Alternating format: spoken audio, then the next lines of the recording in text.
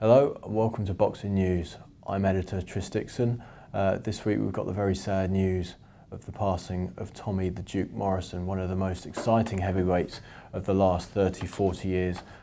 Certainly one of the very best and most exciting in the 1990s.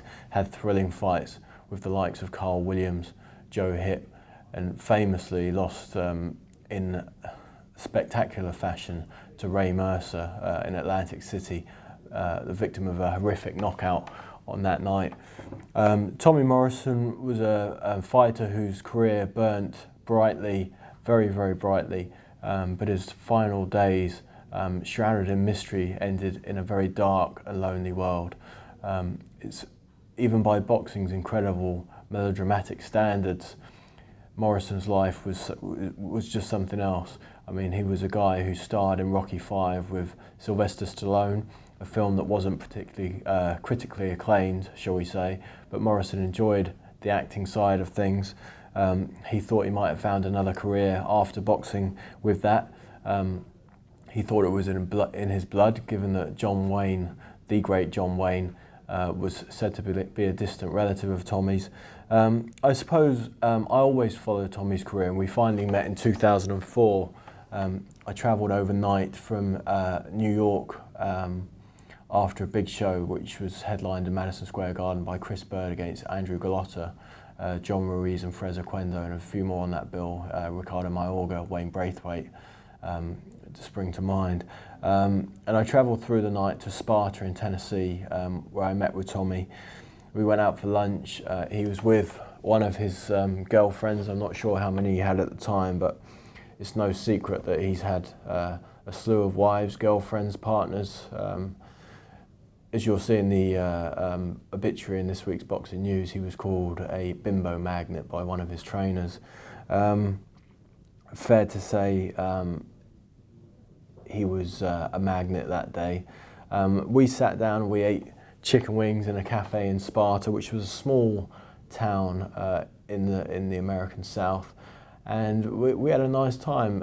There was an edge about Tommy Morrison. I think he's clearly felt that people have done him wrong and that people have harmed him and obviously harmed his reputation.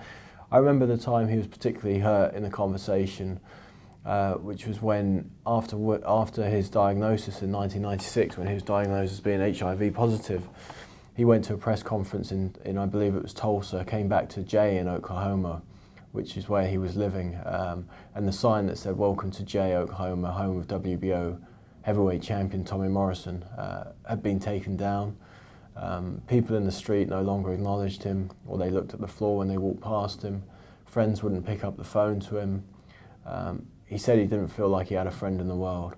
There were a couple of interviews on our website that I've done with Tommy in the past. There was one in 2004, which was from that Sparta meeting, and there was one that I did over the phone in I think 2009, when he was getting ready for a mixed martial arts contest. And he was convinced that he was HIV-free, AIDS-free, and convinced he was healthy and that he was ready to fight. I just think the thing with Tommy is he obviously fought his diagnosis in his mind. He didn't want to believe what had happened to him. It must be very crushing to believe when you've been struck down in your prime. Bear in mind, Tommy was about 30 when it all happened. It's just a spectacular story. I mean, the guy was on the verge of signing a $38.5 million deal to fight the likes of Mike Tyson and maybe Lennox Lewis, who he did eventually, or who he'd already fought and lost to.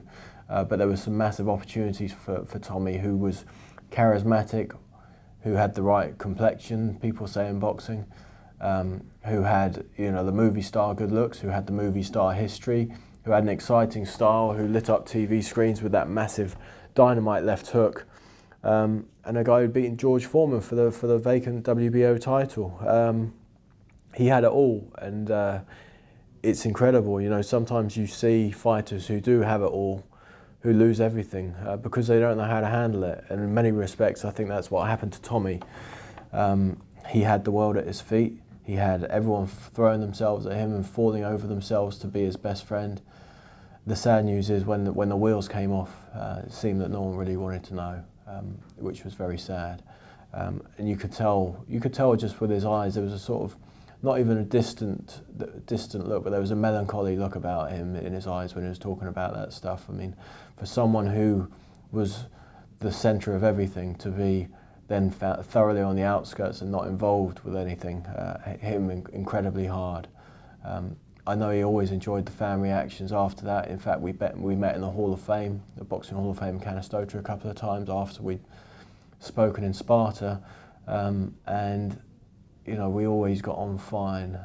It was just very, very sad to see his physical state deteriorate, and you can clearly see in this week's magazine the pictures of Tommy in '96 and then in 2004, and then I think in 2011 there's a police mugshot. You could see the deterioration, and it's just very sad that someone like Tommy wound up bedridden for a year and who ultimately passed away at the age of 44 this week. Rest in peace, Tommy.